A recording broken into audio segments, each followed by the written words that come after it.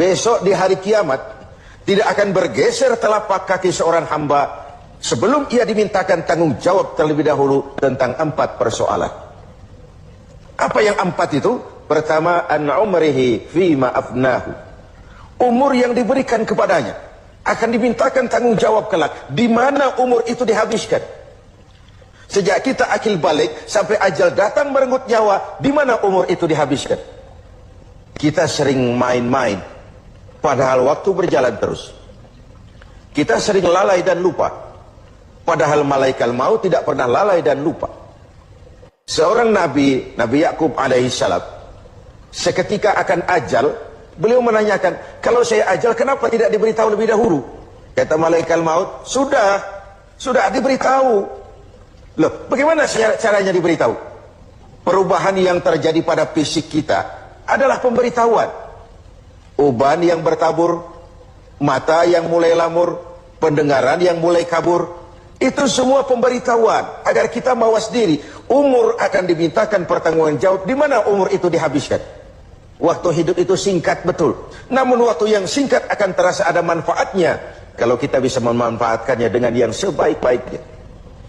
Apalah umur panjang kalau cuma untuk menimbun dosa dan kesalahan. Lebih baik umur yang panjang tapi untuk mengkoleksi berbagai kebajikan. Inilah makna ucapan Nabi, khairukum man tala umruhu wa hasuna amalu. Yang terbaik di antara kamu orang yang panjang umurnya dan banyak juga kebaikannya. Umur ini yang sering kita berleha-leha menghabiskannya untuk sesuatu yang tidak punya nilai, kelak akan dimintakan tanggung jawab di hadapan Allah Azza wa Jalla. Lalu yang kedua, wa an syababihi fima ablahu. Masa muda, pernah diberikan umur muda, di mana dihabiskan umur muda itu?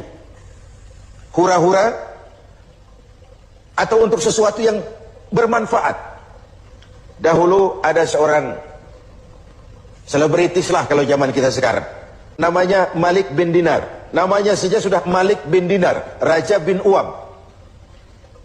Hidupnya jet set. Satu malam dia mengadakan pesta di rumah mewahnya. Datang seorang pengemis, bertanya kepada penjaga pintu, siapa yang punya rumah ini? Bos saya. Iya, Malik bin Dinar. Oh, orang kaya? Orang kaya. Selebriti. Dia hamba apa orang merdeka? Dia orang merdeka. Kalau hamba bagaimana bisa pesta sehebat ini? Orang tua itu senyum lalu bilang, sampaikan kepada bosmu Malik bin Dinar, dia memang orang merdeka. Kalau dia hamba bukan seperti ini pekerjaannya. Dia orang merdeka, dilarang tidak terlarang, dicegah pun tidak tercegah. Merdeka dia memperturutkan hawa nafsunya. Kalau dia hamba Allah, bukan begini pekerjaannya. Menghabiskan waktu untuk pesta, hura-hura, sesuatu yang tidak ada gunanya. Ini disampaikan kepada Malik bin Dinar, dia tercenung mendengar orang tua yang misterius itu. Malamnya dia bermimpi kiamat datang. Dia akan masukkan ke dalam neraka. Karena itulah lalu dia bertobat dan kemudian menjadi ahli sufi yang terkenal, Malik bin Dinar. Masa muda akan dimintakan tanggung jawab.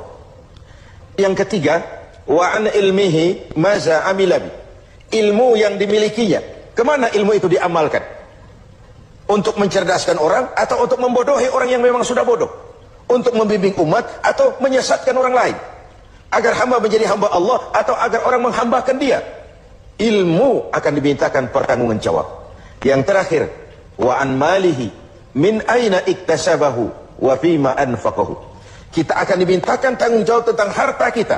Dari mana harta itu didapat dan kemana harta itu dibelanjakan. Perhatikan yang terakhir ini. Tentang ilmu, pertanyaan akhirat cuma satu. Ilmumu kau amalkan untuk apa? Tentang umur, pertanyaan akhirat pun satu. Umurmu kau habiskan di mana? Tentang masa muda, pertanyaan akhirat juga satu.